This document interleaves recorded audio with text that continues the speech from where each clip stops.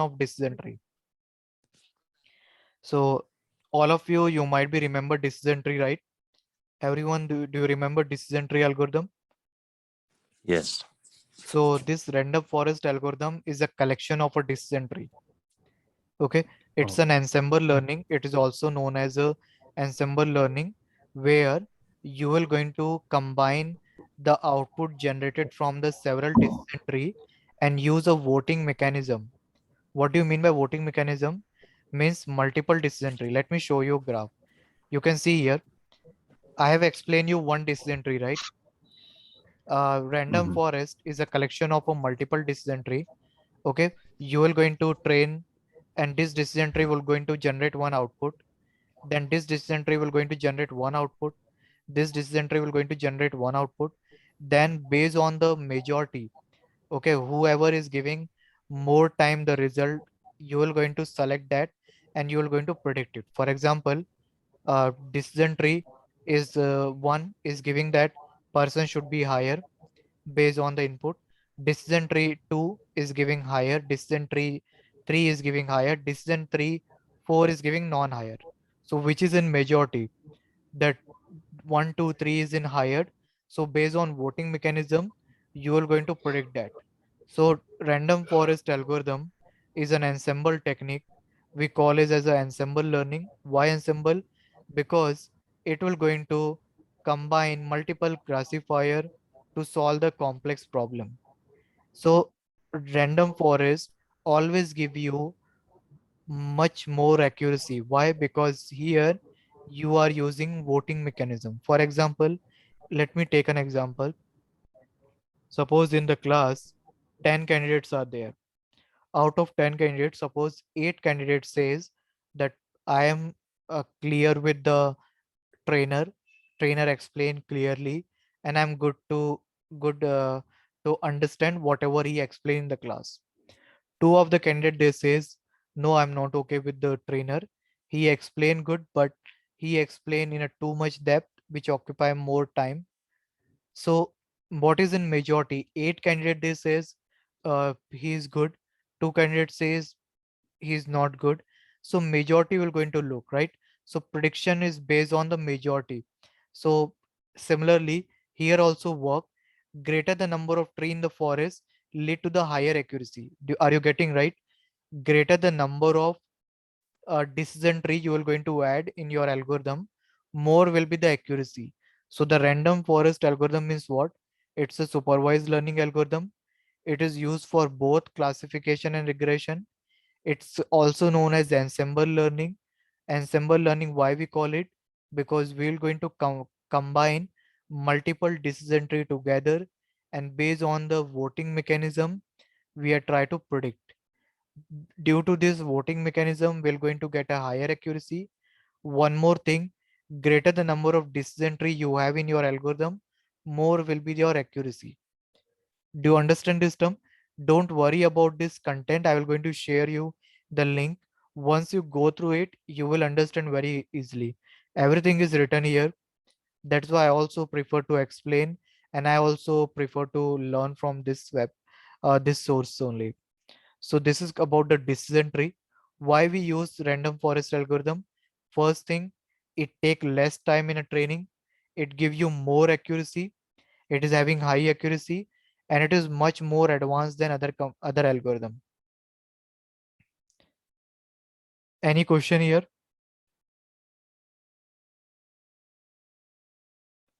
Anyone having any question here? No, Amit. No, Amit. Is it clear what is random forest Yes, algorithm? Amit. Okay. So Yes, what Amit. are the step involved in the random forest? See, the algorithm will remain same. The concept will remain same. What we do in a decision tree, we use entropy, information gain, Gini index to make a split. That is for a decision tree. That will remain same. Only thing in the random forest is added that you have to use multiple decision tree to make a decision. You can see here, first step is to divide the data. Here we're going to do the training. It's not like KNN where there will be no training. It's in decision tree we have to done the training. We have to do the training. So first step is to divide the data. training and test set. Second set is to same thing, select which part will be for training, which part is your test. Third thing, you have to decide how many number of dysentery you want. This is again based on the trial and error method. You should start with some value, and based on the accuracy you should reduce or increase. Suppose your accuracy is very high, then in that case you don't have to add more n. In case your accuracy is less, then you have to increase this n so as to see what variation of accuracy is. For example, suppose the number of dysentery you decide 5, and you find that accuracy you are getting 30%. You just try with 6, you find accuracy increase to 40%. So in that case, what you're going to do? You're going to increase, right? So next time you're going to take 10 and you're going to get accuracy of 90. So you will be satisfied with that. What if suppose your n is equal to 10 and you are getting an accuracy of 20%? Then in that case, suppose next time you try to reduce number of dysentery by 9 and you find 30%. So in that case, what you're going to do next? You're going to take a less number of dysentery. So you're going to get a good accuracy. So this n value will be completely depend on trial and error method. Every time you have to change the value to see wherever you are getting more accuracy, you're going to go for that. I will going to explain you in my lab session how with some trick you can take the best optimized n value. But as a beginner, we should always prefer trial and error method. Otherwise, we'll not come to know the variation in the accuracy with respect to n value. Okay, Mhm. is it clear? Yes, Amit. So you can see this is the way of doing the dysentery. Majority, final class. You can see in the two majority, I'm getting the classification as an apple. One is banana, and the split, entropy, information gain, Gini index will be internally applied in every dysentery. Urmila, if you not aware about entropy, Gini index, information gain, then just go through the videos that I've uploaded. Go for the dysentery videos, then you will going to understand. Okay. Sure, Amit. So go through this, then we apply the random forest. Okay.